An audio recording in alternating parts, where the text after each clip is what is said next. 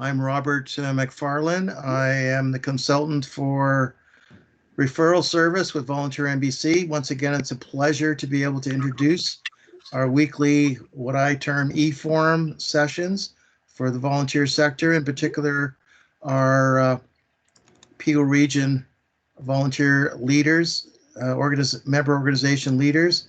And today's topic is a little more particular, uh, volunteerism in the emergency era. But of course, during our session, we'll also be updating you as to what Volunteer NBC is doing. And of course, the majority, hopefully, of this session will be dialogue with you in order that we each can catch up and with respect to what progress we've made with respect to the COVID-19 emergency. So, as Sean has put up, there are the rules of engagement, so to speak, how to participate. And at this point, I think it's only appropriate that I hand the proceedings over to Sean. Hi, everybody.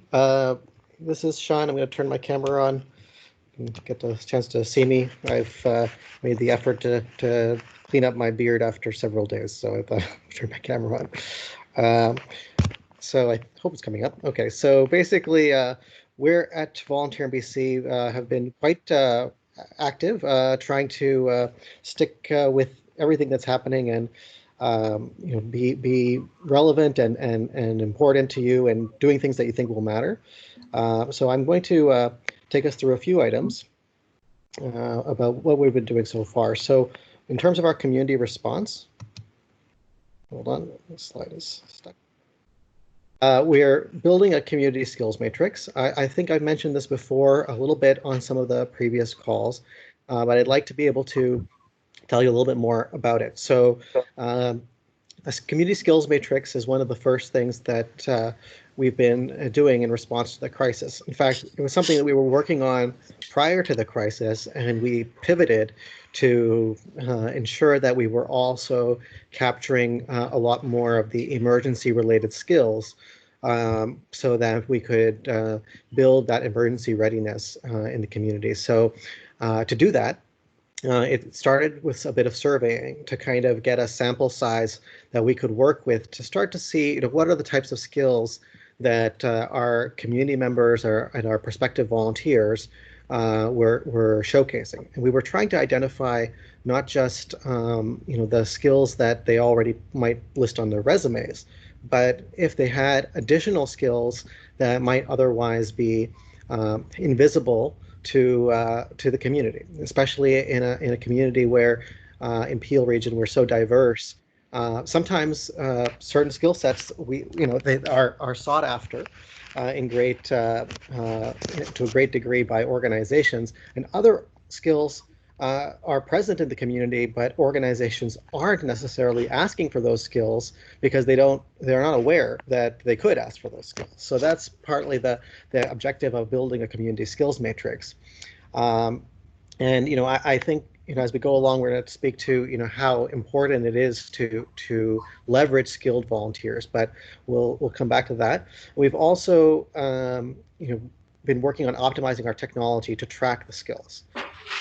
Some of your organizations are definitely engaging through in terms of skills tracking as far as your own volunteers go through some kind of volunteer management software typically, or maybe that's part of your intake process and your onboarding when you interview. But we'd like to be able to track better the skills that are in the community by actually building tools that are online tools that we can use to identify what skills are available, and then be able to quickly adopt and reach out to those volunteers who have those skills to be able to engage them. So that includes updating our intake process. For those of you who understand that Volunteer NBC is a volunteer center, invites people to create their volunteer profiles.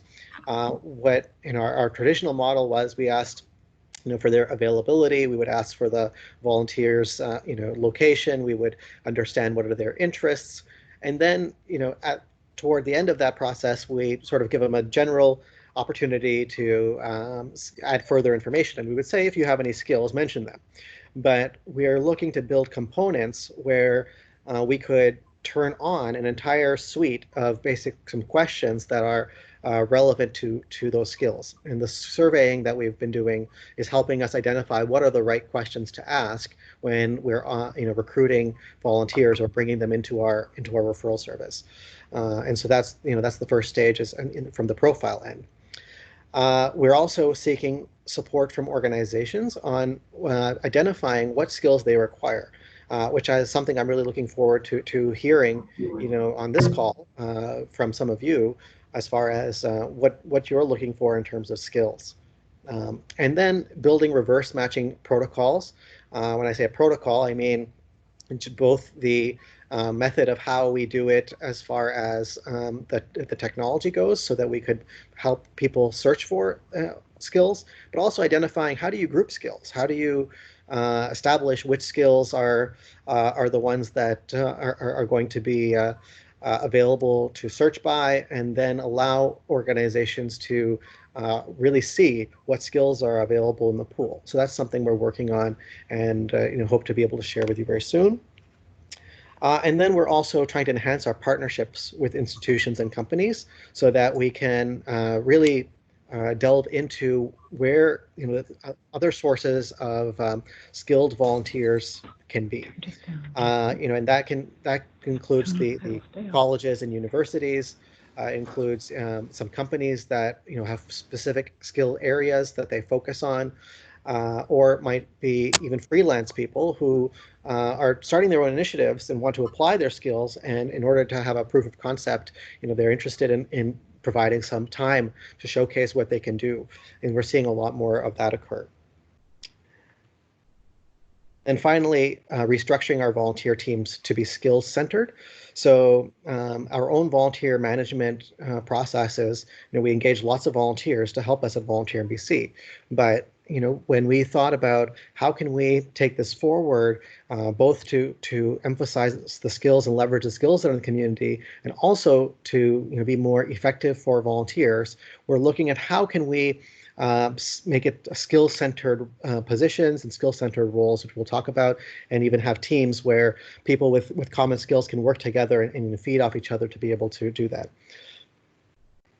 So I'm going to talk a little bit about positions, and first I'd like to turn it over to Robert, who's going to talk a little bit about the way we use our referral service and how you can maybe use the referral service to make your positions more attractive. Robert.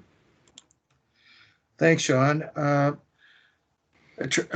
Positions, describing a position and making it attractive. Many of you are already, I think, pretty conversant as to what the fundamentals about that are. I look upon a position description that you would post on Volunteer NBC's website as effectively a storefront for a particular role. What you really want to do is you want to put together sufficient information in an attractive, organized fashion so that people will not only knock on your door, so to speak, but they'll enter your shop and they'll buy into the role that you're effectively advertising. So if we go to focus on specific skills, as our community, at least COVID-19 community responder position has effectively showcased, a questionnaire or a survey, I think, has to be pretty much right up front and center in the actual description section of the way the e-form for Volunteer NBC's positions is arranged. I'm going to emphasize at this point that the survey or the questionnaire need not be extensive. In fact, surveys, I think, that are not altogether brief tend to be a disincentive. People should, the public, when they see those surveys, should have them or be able to complete them in what I would characterize as a short, sharp, shocking type of fashion. That having been said, there should be great care employed to set up that survey, and I commend you to the skills survey that's in our COVID-19 community responder position as a sort of a step off in terms of a template. Um, any position, I think, may or may not contain a COVID-19 advisory or qualification. I think at this point, it's a matter of looking at the role that you're contemplating or willing to adapt. There are obviously some virtual positions with some members that can be more easily adaptable. And in that case, I'm going to emphasize the fact that any COVID-19 advisory has to be right up front. In fact, I would submit it would have to be in the position title as well as elsewhere, so that when a member of the public sees that position on our website or through you as a bookmark, they know immediately that it's relevant to COVID-19. And I think I'll simply add here that there are volunteers out there right now. The only reason they're volunteering is to answer or respond to the COVID-19 emergency. So the more focused you can get them, depending on your need, the better and more rapid potential for success you'll have. Going into just a little bit more detail, as many of you are aware, in our the way our position descriptions are laid out, we have that section that is known as goal. This is the opportunity, and I've said it before and I'll say it again, for an organization not only to identify itself in terms of its mission and vision, and indeed, that mission and vision can be more specifically outlined having regard to COVID-19. Plus, you want to be able to say very, very specifically why the role is relevant to COVID-19 for the volunteer. And that would be presumably in consequence of a role assessment or what we call a position build.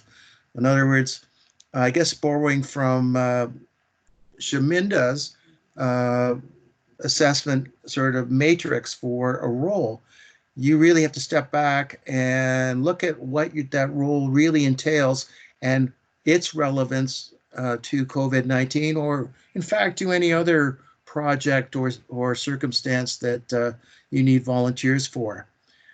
With that assessment in mind, then presumably you're prepped or you've got the foundation for a position build, and that's where, again, an effective content in a position description and volunteer posting will pay dividends. One other aspect I think that sometimes is forgotten about is training. And what I've said here is training to include orientation, plus training that accounts for assumed skills and enhances and marries these to the role.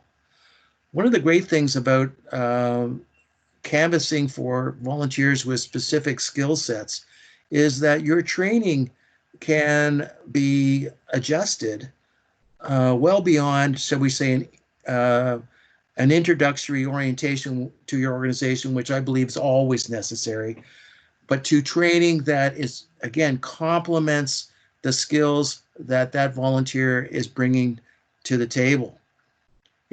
One of the great things about that is it builds confidence in that volunteer, gets them engaged, and I think lays the foundation for it sustaining a relationship in the long term. It's always controversial, I suppose, or it's always a question mark as to, again, length of commitment. So as the more confidence you can instill in an individual who is curious about the role that you're asking for, I think the greater likelihood that you'll get a commitment, not only of substance, but longevity. Okay, I think I've said enough about the storefront. I'll hand it back. Thanks, Robert.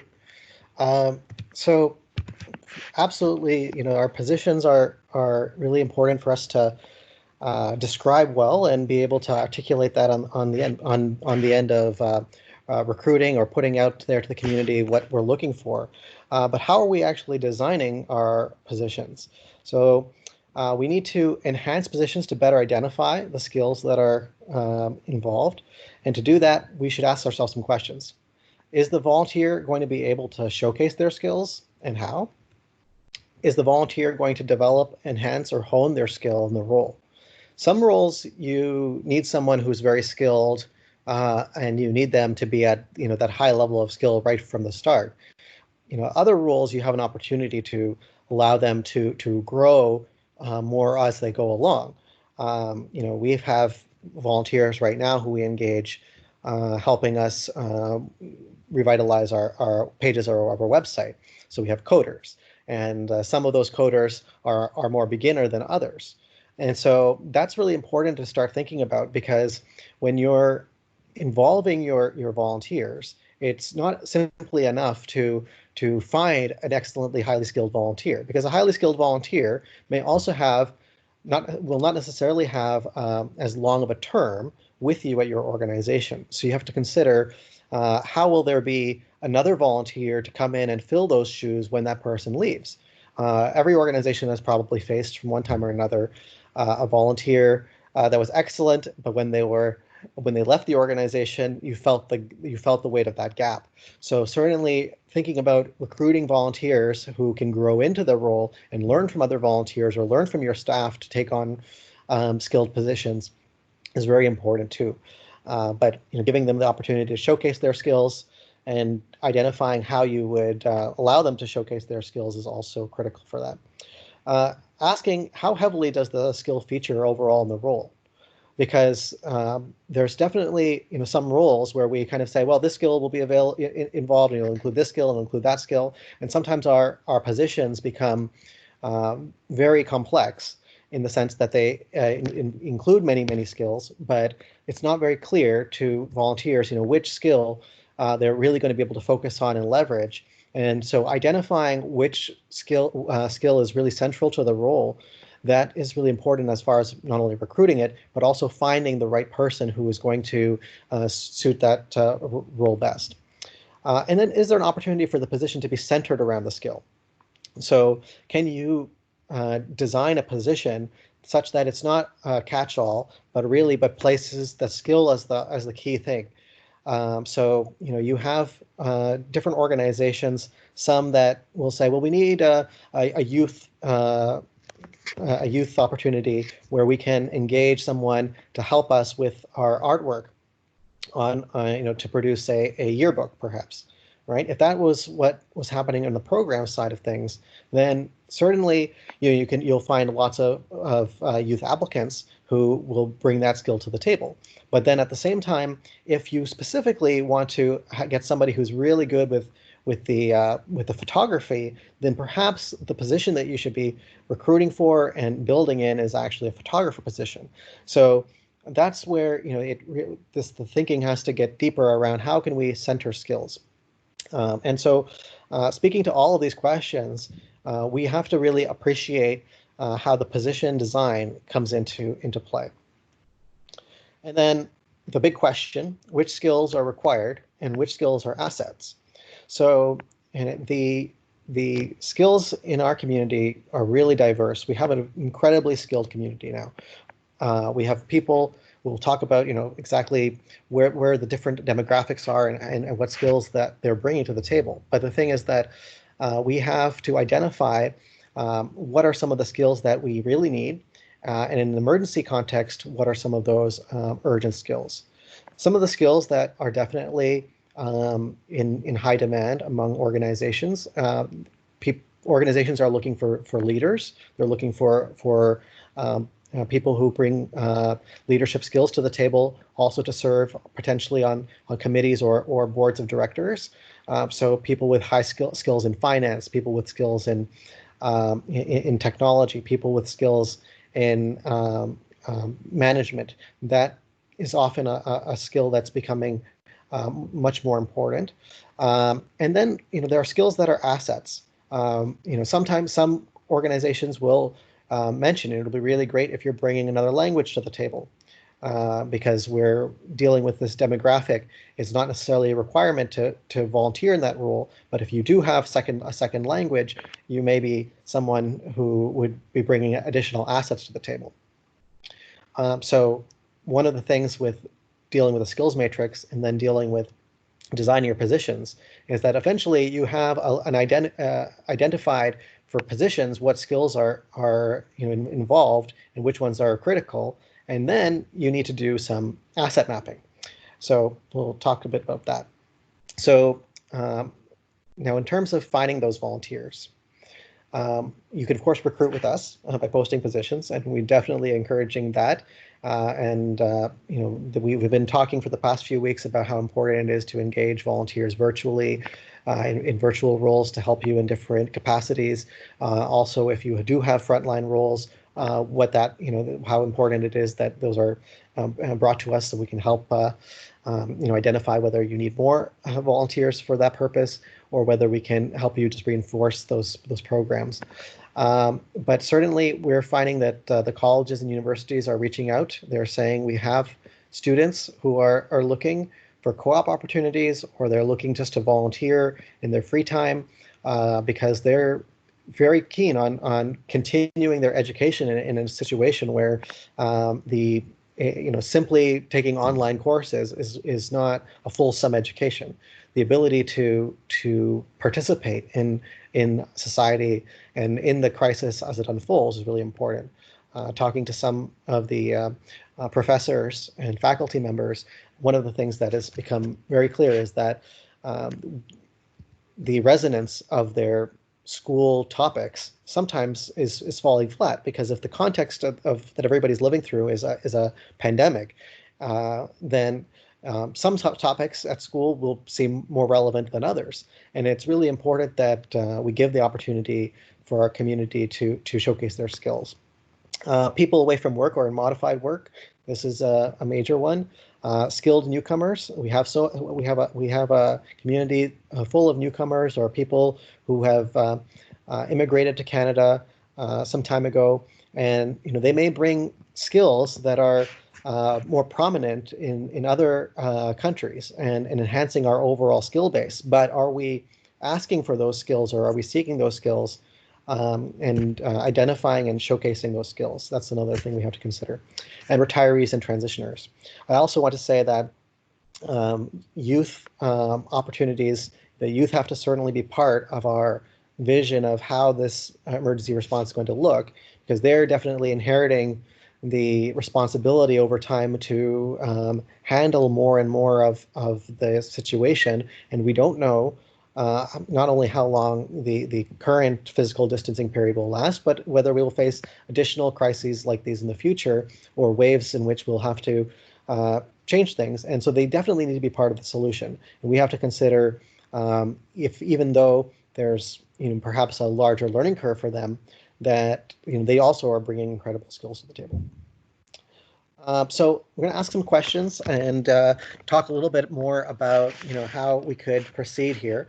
But I think one of the things to understand in this whole topic is basically that things are changing in Canada. We have a very potential skilled volunteer base. The way people volunteer is different. The schedules are different. And now the distancing aspect is making things very different. So the health and safety part is changing. So we are going to need to identify our skills. We're going to need to dig deep as far as what skills we have available already in our organizations, what we have in the sector to be able to mobilize volunteers as part of our emergency response. If we want to reallocate volunteers, one organization needs more healthcare workers, another organization needs more people to help them adapt their technology so that they can cope with the crisis. So we're going to need to really explore how we might engage this community better. The other problem that we're facing is that there is a decline in the way people feel engaged as volunteers. The majority of volunteer hours are contributed in society by the baby boomer generation, and As that generation requires more care, that means that a lot of the roles are going to come up that are caregiving related, and it's going to require us to shift even who our audience is for the skilled volunteers, and being able to pull together different types of volunteers for different things. So even if you're not yet prepared or not sure how to recruit a volunteer for a specific skilled volunteer role, we might be able to explore things together, like sharing volunteers, where we have, let's say, a strong volunteer who's an expert in technology and can help us adapt and build a CRM. Maybe he's not ready to volunteer, he or she may not be available to volunteer with your organization specifically, but as a shared service, perhaps they could be they're available for a consultation with you, have volunteer with you for an hour or two, so that you can get to know how what types of needs you might have, and that might help you develop a further volunteer role down the line, while at the same time providing consultations to other organizations. So we have to really reconsider that, and we have to appreciate that because people are in a great everybody's facing this crisis. It means that from an employment perspective, from a perspective of how is it affecting people in terms of their isolation, people want to be able to contribute, and they have the skills to contribute, and we have to see skilled volunteerism as an intervention as well, to allow people to have a sense of control in a situation where otherwise we're being robbed of control.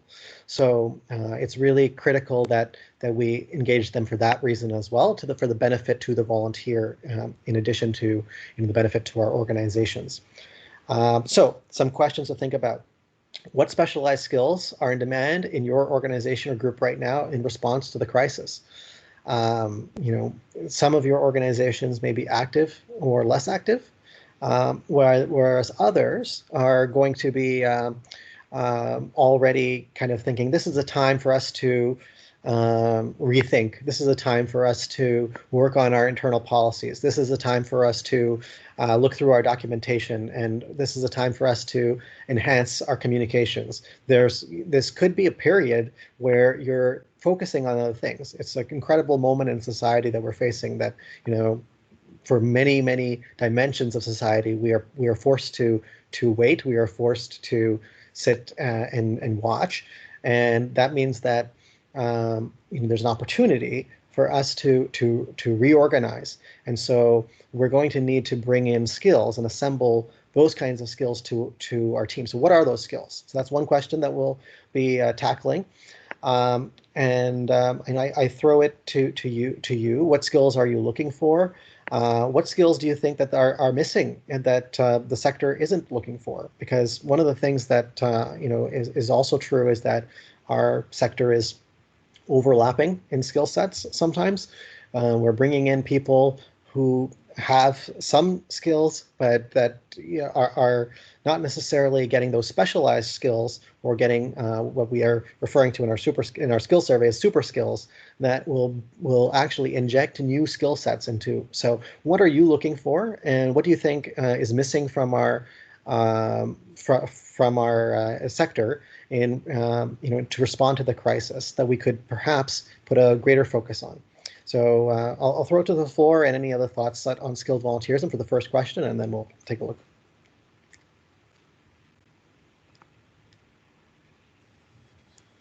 Hi, it's Derek from the city of Mississauga. Can you hear me? Yes. Hi, Derek. Hi, Sean. Currently, we're not looking for ourselves for any specialized skills that we need right now, because I've been over that before with the group. But what I was thinking when you were talking about this, it was a good way for me to reflect on what to do in the future. Like if we were to share volunteers, or other organizations need your volunteers. And I think the specialized skills is a great thing. I think what might be helpful, this is just a suggestion or a thought, is that if we had we as the groups that are participating in this and beyond with Volunteer BC, are as if we had a common set of skills with definitions of what it was, and then it would be easier for us to work in those position descriptions moving forward, what the skill is. And I mean, I know a lot of it's common. I've seen some chats here that are talking about communications and things like that, which I think are great. But I think all of us might have different definitions of what those skills are, or they might be slightly off. So it might be useful for us as a group is if we had a sort of a skill sheet with all the different skills, but with definitions of what that is. So if I'm looking for someone in communications, but strictly saying what communications is, like communications could be looked at by different people. And this is just an example. I'm going on. Communications could be I'm communicating through virtual volunteers like people were talking about, but maybe you actually need people who have speaking skills. So if we had a bunch of skills that everybody sort of agreed upon with the definitions, if those were worked into the positions, at least if we knew someone said they came with this skill or that skill, everyone would be on the same page with what that skill was, if that makes sense. That makes perfect sense. And as we're building the community skills matrix, that's one of the main things that has to be dealt with, both from the technology perspective as well as from the sort of intake perspective. I'm really glad that you raised that, because we'd love to be able to identify a number of partner organizations that want to help us look through what we've already identified as potential clusters for how we group certain skills, and then within those groups the specific skill types. Fortunately, we don't have to invent everything from new, because there are other skills matrices that Volunteer Canada and other bodies have produced. And actually, in an upcoming session, we'll also go through Achieve Ontario's skills bank to get an idea of how they organize skills based on the national occupation codes. So that's something we'll be covering in an upcoming session. But I think you've raised a very good question, is that to have the common verbiage is the real key, because just introducing another tool isn't alone going to do it. It's the fact that there's a buy-in, that we have that terminology, as well as the areas covered are representative of what other people think. So would others be interested in participating in that exercise? And you can comment on that, as well as answering the question of if you have any skills in demand. But I think we could definitely be happy to jot down others who want to participate in that process, and we can turn it into a working group that brings that organization's dimension to it. I'm happy to participate in that for sure. Hi, Sean. Can you hear me? This is Chandra from the region of Peel. Hi, Chandra. Hi. So just to kind of piggyback on what you said and what Derek said, one thing we are finding now is, pre-COVID times, when we were assessing the skills of our volunteers, we had such a narrow focus. In hindsight, I'm thinking, that was wrong.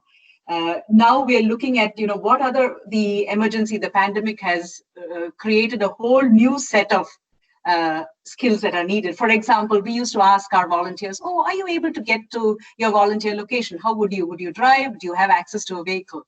But now we never had, details on, okay, what kind of license do you have? Are you willing to drive suddenly, if there is a need? So I think the pandemic has kind of brought that back in focus, and it'll be great to work off a common skills template so that, come an emergency, we are able to say, okay, we have so many drivers available, we have so many healthcare professionals available, so many can support with mental health issues, and so on and so forth. The other thing we did not do, which probably we should do for going forward, this I speak for my program, was multiple tagging, right? One individual has got so many skills. So these are some of the things that I'm seeing we could work off as common template, as well as things that we could do to kind of improve what we have in our database already. Thanks, Chandra. You raised so many really good points, and also, yes, I think every organization to some degree, I shouldn't say every, but many organizations are experiencing that same realization that they know their volunteers, but they know them. Where you know them personally, you're able to say, well, that volunteer would be great for this. But where you don't necessarily know them personally, or you know them in a certain context, their skills may not all be visible to you. And that's why it's really important for us to do that. And the other thing is that volunteers, and I've said this before from the volunteer recognition standpoint, they can be very humble about what they can do. And you just find out on the side that, oh, this volunteer also runs a business in which they are, capable of doing, gardening, or they're, whatever the skill may be, because there's such a diverse set of skills. It's sort of beyond me to name individual skills. But I think definitely we have to bridge that also into our process, so that maybe we can also bring in that common interviewing process, or that common set of methods that we want to do to ensure that those skills are captured. So not only we get the terminology, but we build it into the process of when we're going to have those skills available to document. So that's great. Other thoughts on that, or about skills that you're seeing as something needed?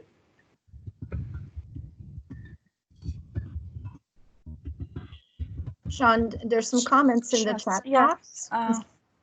Yes, so Shan Nadisha has posted that the most of her recent examples have been on marketing and graphic design to help her messaging out on the crisis. Right. Yeah, and this is one of those things where the common language around skill sets becomes really incredible, because you try to recruit someone, and there's also this issue of you don't know what you don't know. So if I'm not, I have some tech savviness, but I don't have much tech savviness. So then it comes to the point where it's like, well, if I'm trying to recruit somebody for graphic design, I know the concept of graphic design, but I don't exactly know what I need, until somebody brings it to me and says, yeah, this is exactly what you need. I need somebody who knows how to use Adobe Premiere so they can make, effects for a video that I'm going to plug into the Voskers, presentation, right? That's different from somebody who does graphic design, but, they're an architect. So, that's like the part of the issue as well, is that when we're understanding that we have a need, how can we articulate it such that we find and identify the person who's going to be able to fill that need? And if they're good at it, but perhaps they're not the exact person they need, maybe that person is going to be available for another organization who needs that type of skill set. And definitely in the technology realm, that's something we really need to consider. So, we're all coming on to ways of which to engage. Some organizations had the infrastructure to do their teleconferences easily, or have their teams work together. Others don't. Others have it for their staff, but they don't have that capacity for their volunteers. These are, definitely in the technology realm, there's going to be a lot of that, and we're going to need to do some work to do that. And even if we have, the graphic designers recruited, then, is there sector-wide things that we can do to make sure that we're supporting them? Because if you have one volunteer who's helping you as a graphic designer, and you give them some kind of tips and some kind of guidance about what you need, and you hope that they deliver what you require. But if sector-wide, if every organization starts to recruit a little bit more, like every organization, many organizations start to recruit one more position for a graphic designer. Now all of a sudden we've got 5, 10, 15 more graphic designer volunteers that are out there. Maybe there's opportunities for us to offer them, some webinars or lessons, or some kind of recognition about that we can sort of support them better. So definitely a lot on the technology front, and I'm sure others may be commenting about that, but I would be happy to hear more about that. Okay, so next question is from Radha from Brampton Library. Her question is related to sharing volunteers. We're having the same interest in sharing, but don't have the same screening process for volunteers. Yeah, so Shaminda, if you're here, maybe perhaps you want to comment on screening, and I mean, there's the two things. One issue here, Radha, I think you're speaking to, is the protocols for the organizations, so that if they don't have common screening protocols, and you can refer a volunteer there, but then they're going to have to go through another threshold of screening. So there's the logistics side of things, and then there's the risk side of things. And maybe there are ways we can mitigate that. Shaminda, what do you think? Sean, in terms of the risk, I'm answering Raja's question and your comments together. In terms of risk, I think if you are the accepting organization of the volunteer, you have to, your screening processes of the volunteer being taken through must remain within what your risk assessment tells you. Now, in terms of sort of coming to a consensus as to when one volunteer is coming in from another, how you're going to create that warm handshake, it actually depends on the two organizations coming to a consensus on how that transfer of volunteer is going to take place. If your risk assessment tells you that there are a few other screening processes that need to be applied to what the handing over organization are already done, maybe you need to bring in those policies or the screening processes into it. So so in short, it depends on the consensus between the two organizations, but mostly dictated through the risk assessment and how you sort of apply the 10 steps of screening to to mitigate the risk of the position that the volunteer is ultimately going to be performing. Thanks, Shaminda. So there's a little bit of background noise. So if you're not about to speak, then just kindly mute your mic. So I think there's really, that's a really good point about the two organizations. Now that could potentially be another working group, which is perhaps time for some serious thought to go into all the onboarding protocols at different organizations and some efforts to do some comparisons. Where do we have commonalities? Where do we have differences?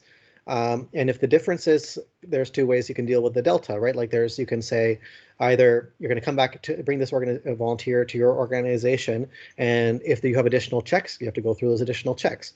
Or maybe if we have done a wholesale comparison, we can start to go, oh, you know what? I can accept the city of Mississauga's interview process as valid for the purposes of checking my requirement that there's an interview that takes place, right? And if we do some work along that, maybe we'd build a more balanced platform to start with, and there will still be specialized skills and specialized risk factors that's going to require additional processes. But I think right now, sometimes the differences in screening between one organization and another are so large that we're stalling our ability to onboard volunteers. So I think in the case of skilled volunteers, in an emergency situation, we're going to need to try to reduce that distance. And if others are in agreement, then that's another thing we could potentially open up as something to explore and get people to work on. Okay, and Andrea had shared they are using their volunteer management software, able to find ability for skilled volunteers. Andrea, would you like to add something about this particular software?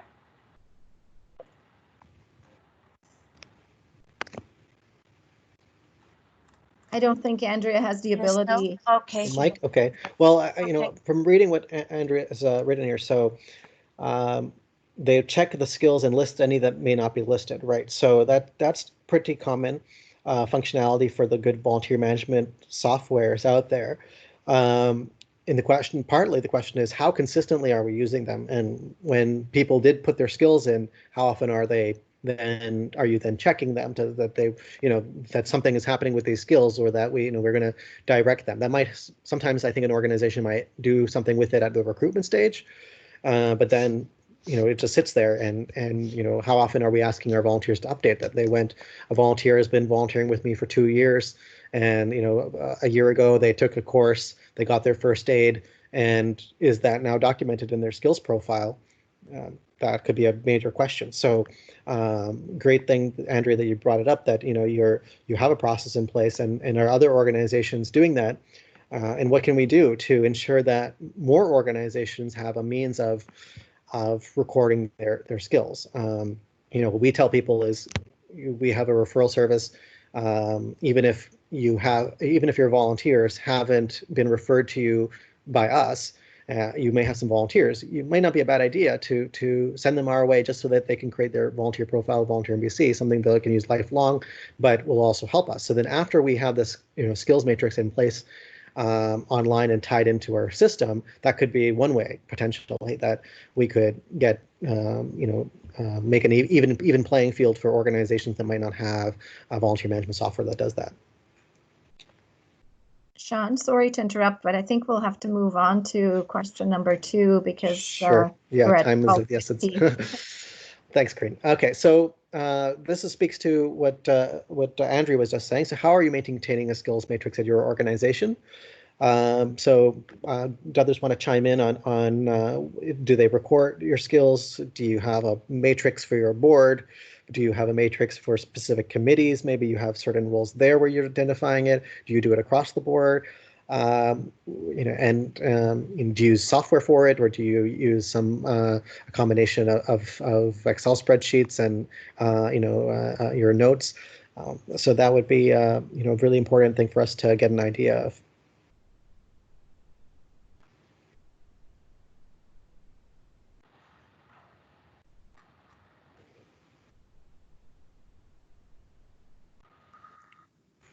So, Sean, Andrea did mention that they use Volgistics to track the skills for the volunteers. Okay, great. Yeah, Volgistics is one of the leading volunteer management softwares out there. That's so the other thing is these skills that are identified by those softwares.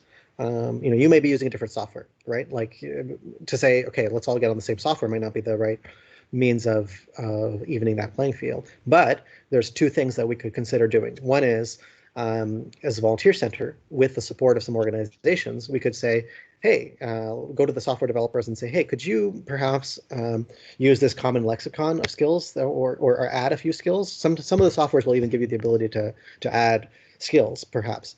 So that's one thing. The other thing that we could consider doing on this front is consider working together as far as ensuring that all the skills matrices that we're using are flowing somewhere where the data is actually flowing. You may not be able to share your own personal data around volunteers. We understand that can add another level of risk that we'd have to talk about.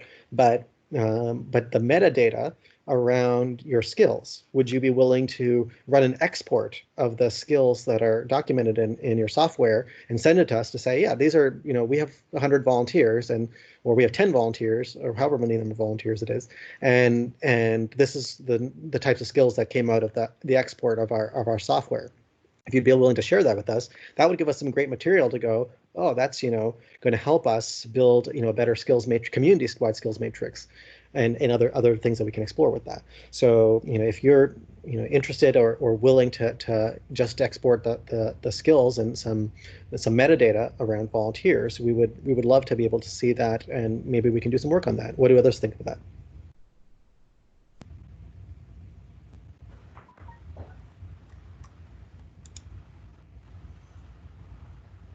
Derek says he'd be willing to explore that. Yeah. Okay. So, with remaining time, I did want to speak to just a couple of items that are very important for us. When it comes back to the essential issue around the emergency, COVID-19, and how we're going to respond to with the skills that we require. The government, federal government, they initiated a program of volunteer recruitment, and at the provincial level, it's also something they're reinforcing, and then it filters down to the regional level. Things like contact tracing, where they're trying to use big data to basically engage lots and lots of volunteers out there to help contribute to tracking where contacts take place and get a better idea of how we can mitigate the spread of illness. That's a huge project that's going on, and that requires a lot more people in the healthcare with healthcare backgrounds, people with data analytics backgrounds, people who have some competency with stats. that there's going to be other types of skills that are going to become really prominent right now. You're running your Zoom chats and you're running your teleconferences and different tools, and we're using Microsoft Teams here. You're going to need technology help. If you're lacking in that kind of capacity, or you have that kind of capacity, how can we leverage that so that we're reinforcing it?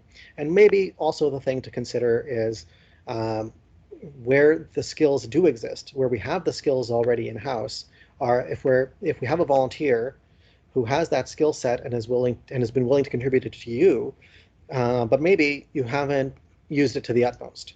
I have somebody who is really strong in grant writing, but at a certain time I might need them more than others, and perhaps that's an opportunity for us to go, what, we should really be giving that volunteer an opportunity to help another organization.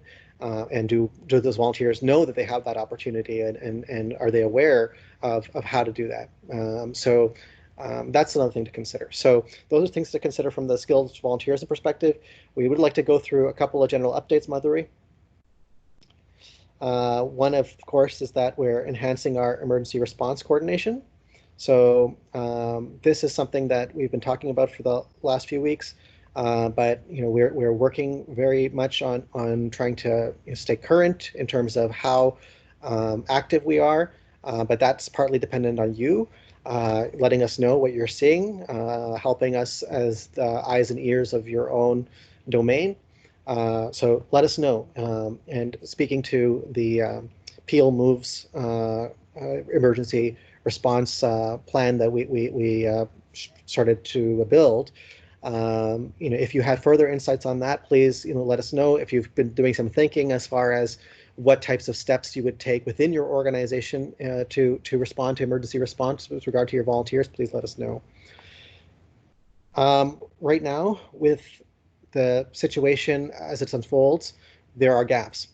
We are recognizing that there are some community needs out there where either organizations are not addressing it fully, or community groups that are popping up with taking on an incredible amount of risk are attempting to handle that. So we need to know where those gaps are. So that's something that's really important. So because of that, we're trying to enhance our capacity to support frontline work. One of the things that we're doing is we're building in the supports for engaging volunteer drivers to make deliveries and stuff like that. That's not something that Volunteer NBC typically had been doing, because we leverage our member organizations, and we don't wish to step on their toes as far as what they're doing in terms of frontline work. But where they don't have the capacity to do it and the need still exists, we're willing to help out on that front, and we're trying to change how we work so that we have the necessary tools and everything to do that. So if you're seeing those kind of gaps, or you see an opportunity to help with some frontline work that you may not otherwise have been doing, let us know. And then thirdly, that our media team, so we engage volunteers to help with our media, something we've been trying to build up more and more, so that we can get a good shout out to all the organizations out there and all the volunteers, to thank them. But when we would really appreciate you sending us your way, or volunteers that you believe would be great to be interviewed or recognized. I spoke to recognition last week, so I won't tell you all about the ways to recognize them, but we'd love to be able to engage with them. So if you know specific volunteers who, either because they're really outstanding or because they just love to engage and would be willing to share some time with us, we wouldn't mind a great reference and an introduction, and then our media team would figure out what is the best way to tell their story or to engage with them, so that other volunteers can see that. And they can be active volunteers on the front lines, or they could be volunteers who otherwise are not active right now but had been doing something previously. But we're both open to both. So that's it from Volunteer NBC today. Madhuri, did you have any final comments to add to this, or Marina? No, I think we're good. Exactly 1 p.m. Sean, on Okay. dot. Yes. Okay. So thank you everyone for your time. Does anybody have any questions or comments before we close? Derek mentioned thank you, Volunteer NBC. Okay. All right, but Hey. if you do have any questions, things come up, please get in touch with us. We're very excited to be able to continue this work, and especially to build our skills matrix up.